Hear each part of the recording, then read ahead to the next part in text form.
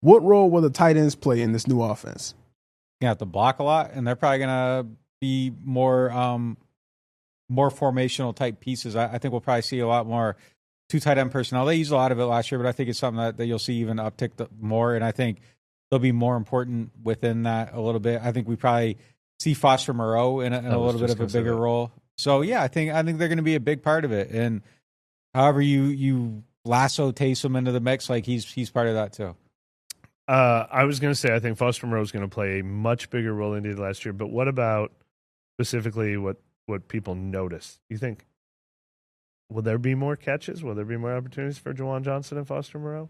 There should be. I think. How can there not be? Yeah. I mean, we got Juwan's numbers up there: 37 catches, 368, 4 TDs. I mean, if he's locked in and they got a plan, I think that should go up. And I think Foster can do a lot more. I think he was dealing with some stuff last year beyond just what was known. That his whole life was changing. Yeah, and I think there was just some other stuff going on.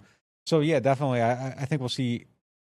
We have to see increased numbers there, right? It's impossible not to. But this offense doesn't automatically create opportunities for tight ends just because the San Francisco version had George Kittle, but they did not add another high-profile tight end. They didn't add another high-profile big receiver.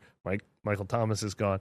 How can they not? How can this be all there is? If the O-line is solid, could anything keep the Saints from winning the NFC South? The O-line is solid. Could anything keep the Saints it's a good question. We keep saying that's why we're down on the Saints. We're worried about the O-line. So let's say, okay, the O-line is solid. It's top 15 in the NFL. What else are we? Yeah, I'm worried about a lot of things. I mean, I like how many defensive ends could be good, but their pass rush was a net negative last year, and they need to prove that can be a positive, especially when you throw in the pressure they may or may not be getting from the interior defensive tackles. Like, if they just got no pass rush at all, that's going to hurt the defense as a whole.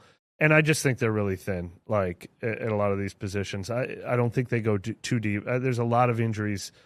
If DeMario's gone, if Tyron's gone, if Derek Carr's gone, like, I don't like their depth as much as I've liked it in some other years. So it's not just the offensive line, but that's obviously the big screaming concern. I feel okay about if Tyron goes. I think it's a huge issue. Obviously, the starting quarterback goes.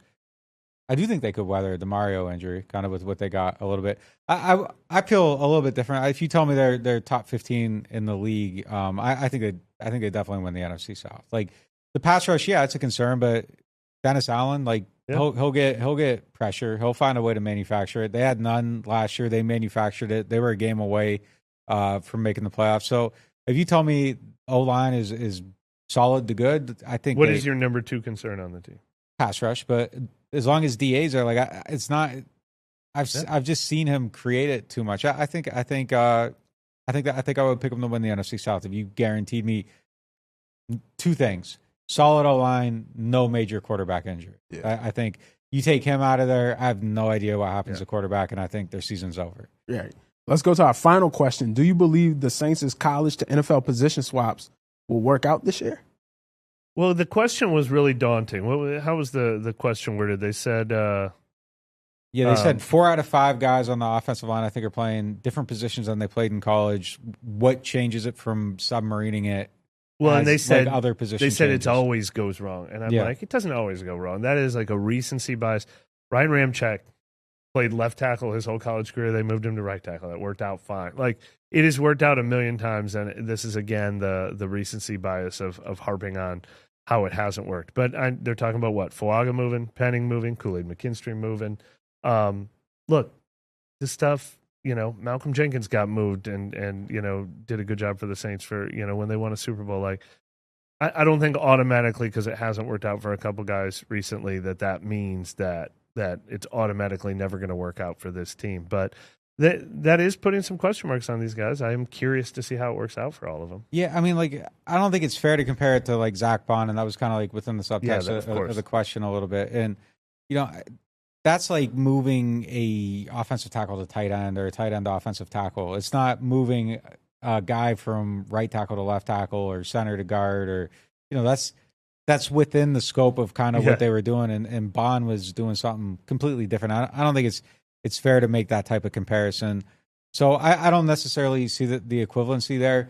if you're a cornerback and you end up playing in the slot and you weren't a safety in college, you probably were playing on the outside. So most guys kind of do that. Going back to the Patriots, they drafted a cornerback in the first round, and he became one of the best safeties of his era, Devin McCourty. Like, Julian Edelman was a quarterback. Yeah.